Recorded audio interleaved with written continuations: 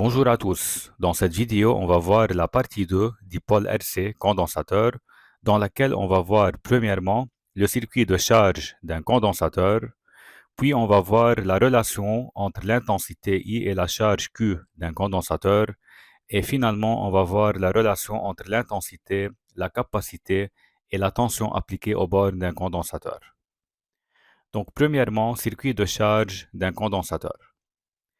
Donc ici, on a un circuit qui comporte un générateur de tension constante grand E, un conducteur ohmique de résistance R, un condensateur de capacité C qui a deux plaques, une plaque rouge et une plaque bleue, et un interrupteur K qui peut être placé dans deux positions.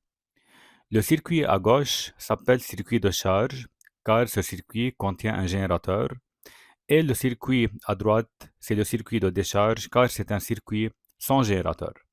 Donc, pour charger le condensateur, il faut placer l'interrupteur dans la position à gauche.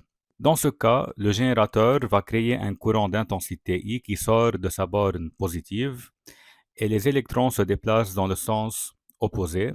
Donc, la plaque rouge du condensateur, qui est reliée à la borne positive du générateur, perd des électrons et se charge positivement, alors que la plaque bleue, qui est reliée à la borne négative du générateur, gagne ce même nombre d'électrons et se charge négativement. Donc la plaque rouge va porter la charge Q et la plaque bleue va porter la charge moins Q. Au début de la charge, le condensateur est initialement neutre, donc la tension UC entre ces bornes est égale à 0. Et pendant la charge, la tension UC et la charge Q du condensateur augmentent, alors que l'intensité I du courant diminue. Et à la fin de la charge, la tension UC du condensateur sera maximale, elle sera égale à celle du générateur, donc UC égale à E, et Q égale à C fois UC, donc Q sera égal à C fois E. C, c'est la capacité du condensateur, et E, c'est la tension aux bornes du générateur. Et l'intensité du courant I s'annule à la fin de la charge, donc petit i égale à 0. Donc on peut écrire, lorsque UC égale à E, lorsque UC atteint sa valeur maximale, l'intensité du courant s'annule et le condensateur s'est totalement chargé. Deuxièmement, relation entre intensité et charge.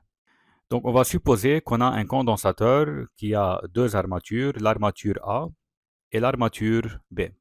On va supposer que l'armature A porte la charge QA positive, donc QA égale à Q, et l'autre armature porte la charge QB égale à moins Q.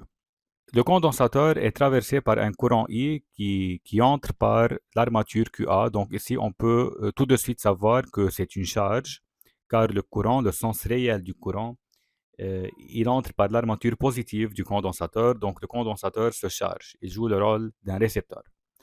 Donc par définition, l'intensité du courant I est la dérivée par rapport au temps de la charge de l'armature par laquelle entre le sens positif choisi. Donc, pour savoir l'expression de I, il faut choisir un sens positif. C'est un sens arbitraire. C'est-à-dire, on peut nous-mêmes choisir le sens positif s'il n'est pas donné, s'il n'est pas représenté sur la figure. Donc, pour cela, on va prendre deux cas.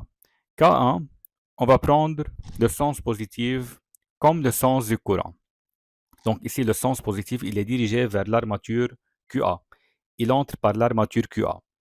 Donc, dans ce cas, on peut écrire I égale à dQA sur dt. Pourquoi?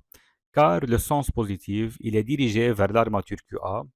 Donc, il entre par l'armature QA. Et comme QA égale à Q, alors I c'est dQ sur dt. Cas 2, on va changer le sens positif. On va prendre le sens positif comme l'indique la figure. Dans ce cas, le sens positif entre par l'armature QB. Donc, dans ce cas, on peut écrire I égale à dQB sur dt, pas dQA sur dt. Pourquoi? Car le sens positif entre par l'armature qui porte la charge QB.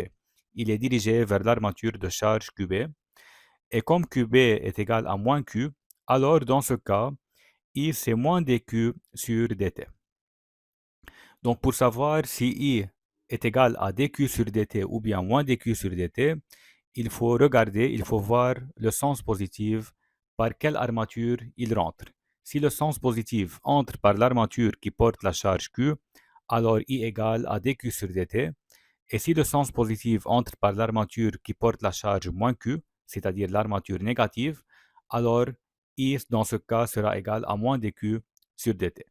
Troisièmement, relation entre intensité et tension appliquée aux bornes d'un condensateur. Donc on va reprendre les deux cas précédents.